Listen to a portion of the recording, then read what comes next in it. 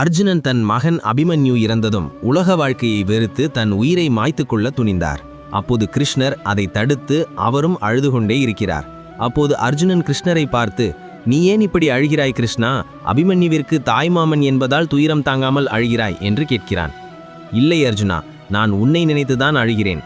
உனக்கு இந்த உலகத்தில் எதுவுமே நிரந்தரமில்லை என்றும் தனக்கு கொடுக்கப்பட்டுள்ள பொறுப்புகளிலிருந்து தட்டி கழித்து பயந்து ஓடுவதில் விடுதலை கிடைப்பது இல்லை என்றும் நான் உபதேசித்த கீதை உபதேசத்தை மறந்துவிட்டு பந்த பாச வலையில் சிக்குண்டு உன் நோக்கத்தை மறந்து உயிரை மாய்த்து கொள்ள நினைக்கிறாயே, உனக்கு கீதை உபதேசித்து என்ன பயன்?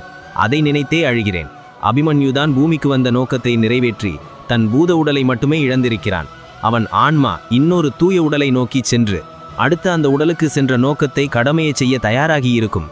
எனவே நீயும் இறக்கும் எண்ணத்தை விட்டு உன் நோக்கத்தை கடமையை நிறைவேற்று என கூற அர்ஜுனனும் அந்த கணமே தன் மகனை கொன்ற ஜெகத்ரதனை கொல்ல திட்டம் தீட்டுகிறான்.